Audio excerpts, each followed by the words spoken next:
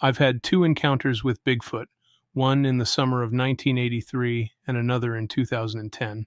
Both happened in Lawrence County, Kentucky. My first encounter was when I was about 8 years old. I know it was a long time ago, but I'll never forget what I saw. It stuck with me my whole life. We were visiting relatives in this isolated holler between two hills with no other houses around. The house was pretty packed, so me and my cousin had to sleep on the floor in sleeping bags beside her parents' bed. I was usually the first one to wake up in the morning, and this morning was no different. It was just getting light, and the windows in the bedroom were open because it was hot in August. I was lying there, thinking about what I was going to do that day, when I saw a figure pass by the outside window next to my bed.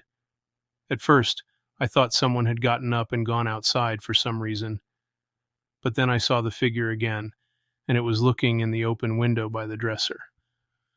Words can't describe the terror I felt.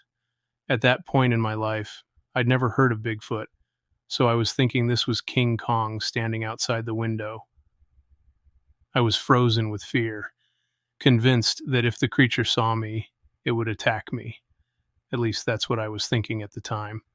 The creature then reached its arm through the window and grabbed a piece of jewelry that was sitting on the dresser. One of the adults in bed stirred, and the creature took off really fast. I told everyone what I had seen, and they said that this creature had been around there for years.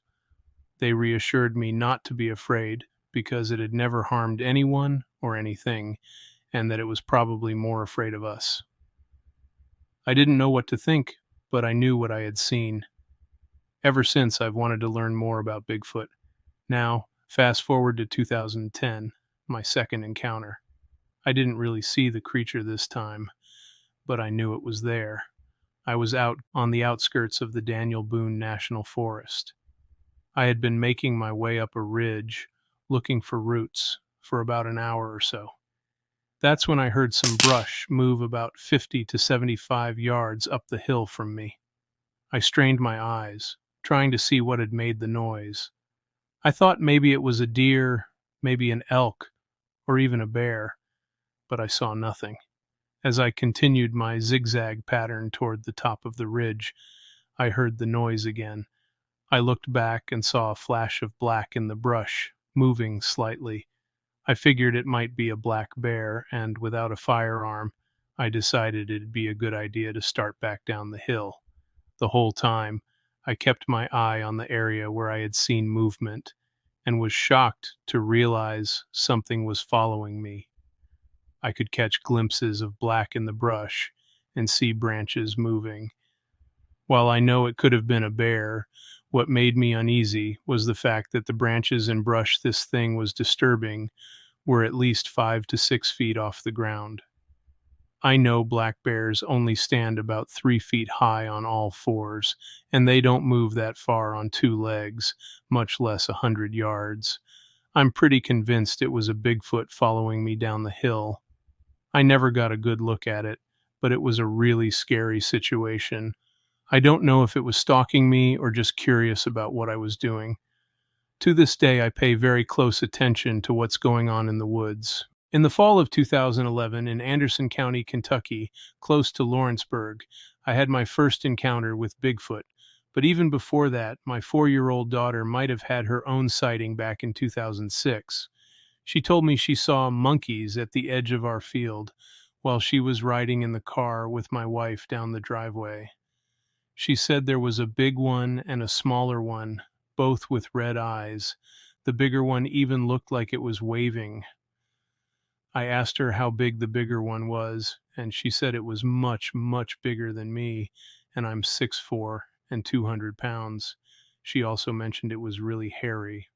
I thought it was just her imagination, but kept it in mind because I had heard similar stories in the area as a teenager.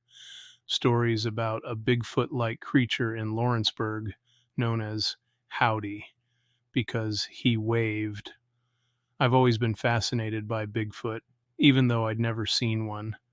I was skeptical, but curious. I had recently visited the Bigfoot Field Research Organization's website and found a surprising number of reports from Kentucky. I was really shocked to find a report from 1993, not only in my county, but on the abandoned property behind my farm. After my daughter's sighting, I remained skeptical, but started watching the woods around our farm more closely. Flash forward to November 2011. I was hunting alone in a tree stand on the property next to the abandoned one behind my farm. It was getting close to dusk, and I was about to get down from the stand when something caught my eye. I turned and couldn't believe what I was seeing. Two creatures, both larger than me and covered in long hair, were running upright on 2 feet. There was no doubt they were Bigfoot. One was very dark brown, almost black, and the smaller one was a dirty blonde, kind of like a coyote. They were both jogging with relaxed arms, looking behind them as if something was chasing them. They ran within 25 yards of me. I couldn't see much detail on their faces because they were looking behind them, plus I was in shock. Within less than 10 seconds, they disappeared into a clump of trees behind my pond.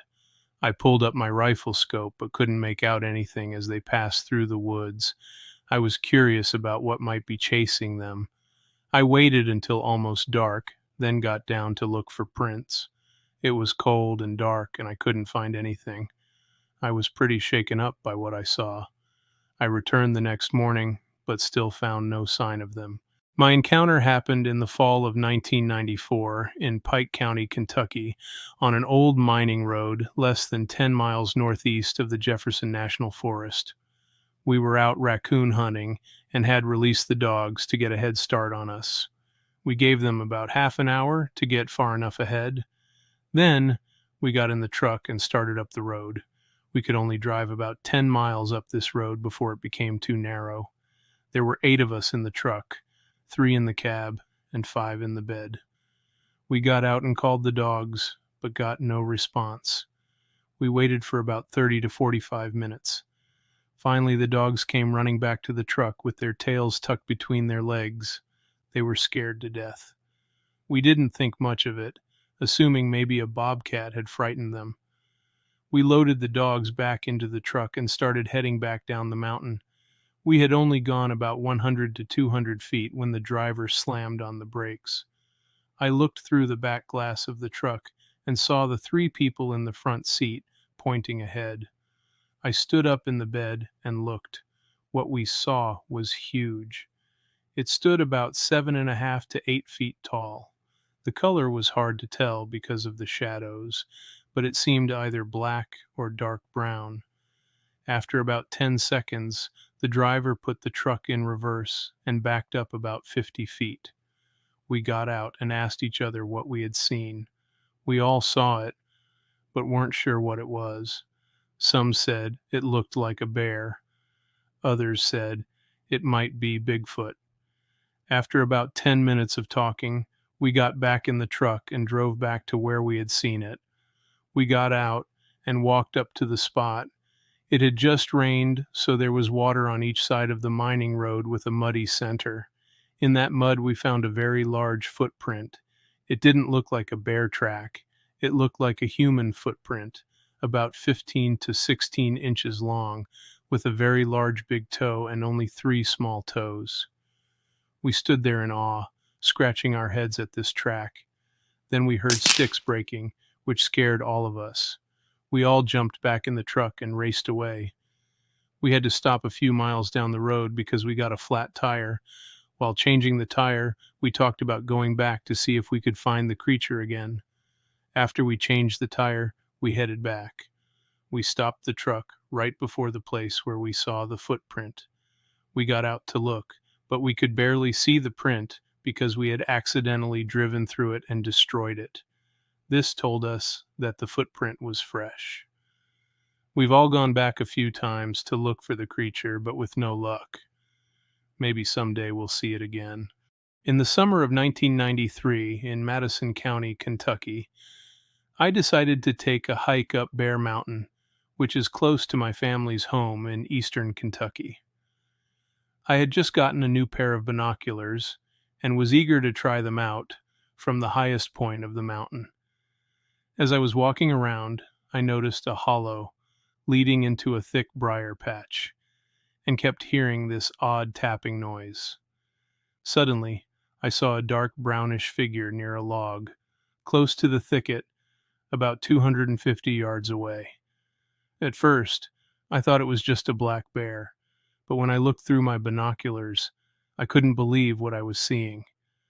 This figure was sitting on a log with its back to me, holding a rock and beating it on the side of the log. Its back was at least 2.5 feet across and covered in short, thick, reddish-brown hair. It looked like a giant, hairy man. Through my binoculars, I could see everything really clearly, so there was no mistaking what I saw. The hands looked human, with 4 fingers and a thumb, and the skin was a dark grayish color. Its head was cone-shaped, sort of like a lowland gorilla. Suddenly, it must have smelled or sensed me because it stood up and looked right in my direction. It had a bulging forehead near the eyebrows, large, round, dark eyes, and a flared nose like a gorilla's. The jaw was slightly long down to the chest, but didn't protrude at the mouth. The nose and the areas around the eyes were free of hair, but the chin was covered in hair. From what I could see, this creature was huge. Later, I checked a tree nearby and realized it must have been close to 7 feet tall. As it stood there staring up at the mountain at me, it made a strange motion with its head, waving it from side to side. Then it hunched over a little with its arms dangling at its knees and ran off through the brush. I never saw it again, but needless to say, I got the heck out of there.